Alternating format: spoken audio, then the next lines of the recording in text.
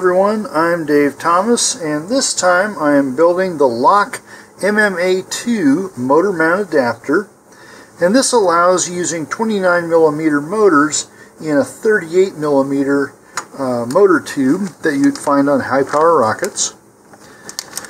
This is actually pretty simple, although their instructions have quite a bit to be desired here. Alright, so according to the instructions, there's an extra part in this. Alright, so we have the inner tube, which will be for the 29mm, an outer tube that will fit into the 38mm motor tube, two centering rings, and then we have the sleeve, which isn't mentioned in the instructions here. However, it fits over this outer tube. Alright, I'll come back to this in a little while here. So to get things started, the instructions have us measure 5/8 of an inch from one end, which will be the aft end there. Okay, and then we're going to epoxy one of these centering rings on at that point.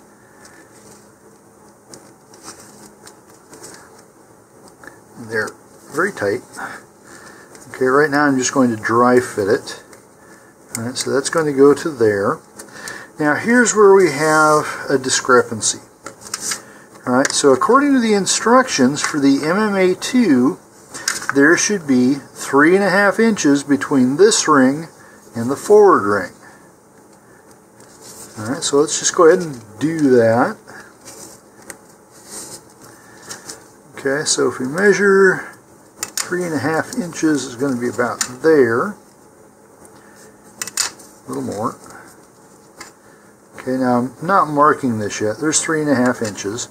But then when we go down here, it says that when we insert this inside, there should be about 1/8 of an inch between the edge of the 38mm tube and the centering ring. Okay, so that's it there. But when we look at the forward end, it's way down in there. Okay, so I'm going to make a judgment call here and just say that it needs to be the same distance.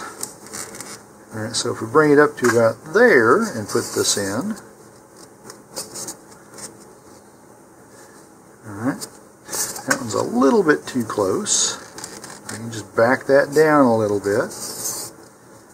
Put this one back in. Alright, and now they're spaced at about the same. Now I'm going to write aft on this end so I don't get it confused later. Okay, and then, okay, so we'll glue this together in a moment, but then they say that basically you're going to take your 29mm motor, okay, and friction fit it with masking tape. Okay, so you stick that in, and you can either wrap the masking tape around both the retainer here and the body tube, or you can put it on the inside here and friction fit it that way. And then do the same thing for this tube going into the motor mount. So it's all done by friction fit. Now one of the things we can do is cut this down so we have a ring that's about, say, 1/4 inch or 6 millimeters thick, and put that right here so that it acts as a retaining ring as well. And that's what I'm going to do. Okay, so I'm going to make up a little bit of epoxy here and then we'll get started. Alright, here I've made up a small amount of epoxy, and you can use your epoxy of choice. It doesn't make a whole lot of difference for this. Alright, and I've backed away my centering rings from their marks, and I'm going to fill that area in here with some epoxy. And you just need an even layer. It doesn't have to be particularly heavy. And try to keep it from getting up on the surface of the centering ring there. Okay, and then I'm just going to push that forward back to the line.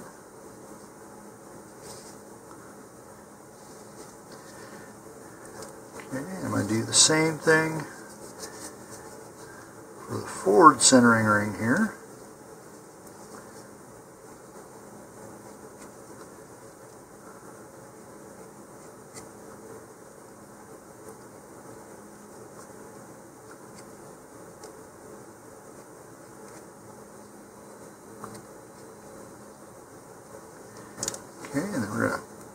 that back onto its line.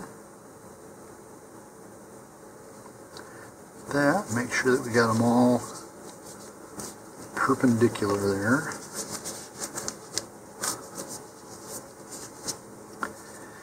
Okay, and then I'm going to take a tissue and just wipe off the excess.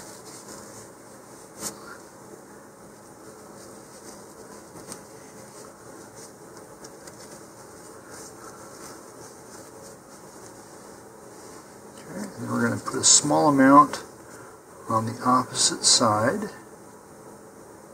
to make a fillet.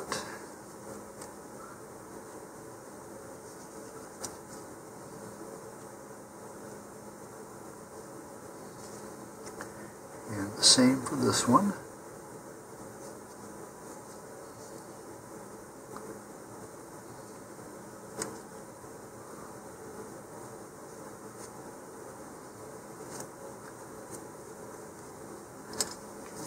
The same manner, go ahead and wipe off the excess there and smooth it in.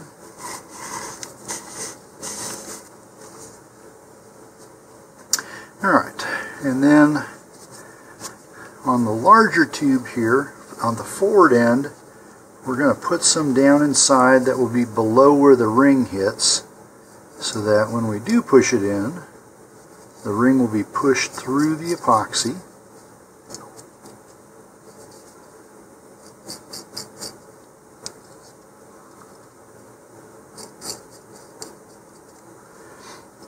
Alright, and then I'm going to make sure I got the aft end. There's my aft end.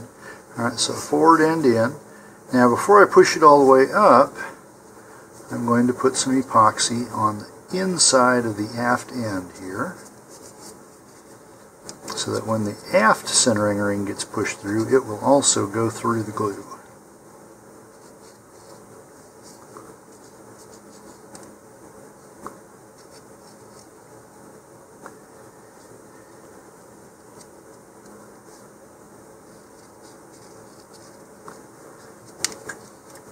Alright, now I'm going to push this in until I get that 1/8 of an inch from the aft end, and a respective amount there.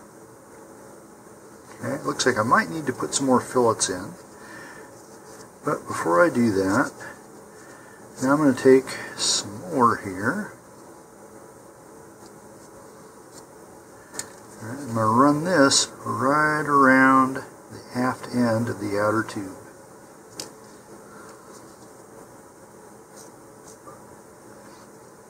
Alright, and before I mix this up, I cut out a smaller sized ring from that exterior ring material, and that's going to slide right onto this. Okay, so here's my ring. It's going to go right on here.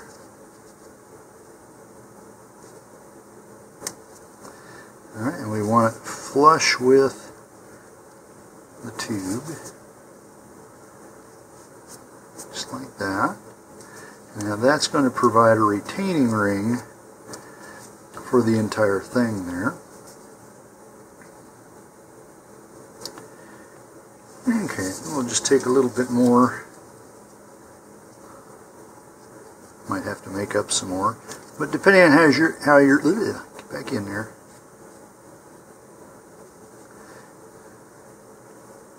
Okay, if you got any gaps in there, you can fill those in with epoxy.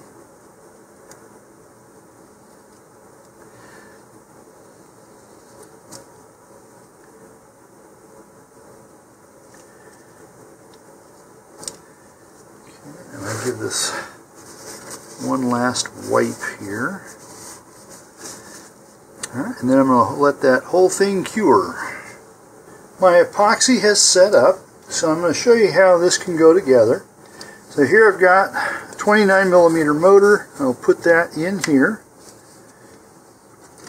and then use some masking tape to hold that in place.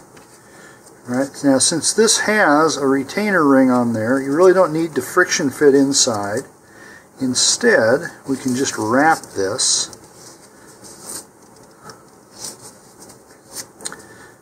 Okay, probably want at least 2 layers going all the way around there.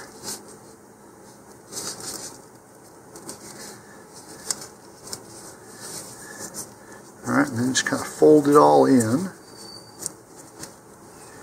Now here I've got a rocket with a screw-on retainer, and so this will just fit inside there, and my ring here will prevent that from going any further.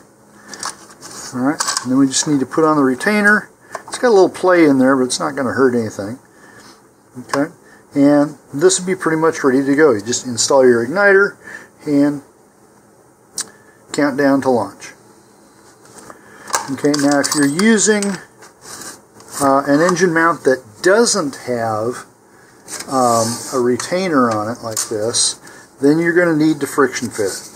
Okay, to do that, you're just going to run masking tape around the base like this. Okay, and so that should be really snug. Okay, that's almost there. I'd actually add probably another half a layer to that. Basically, you want it so that you almost need pliers to get it back out again. Here's a bit of a postscript. I found that after I pulled my masking tape off, it really roughened up the surface here. And so something you can do to fix that is take some plain old, relatively runny super glue and run that over the area that you're going to have masking tape on.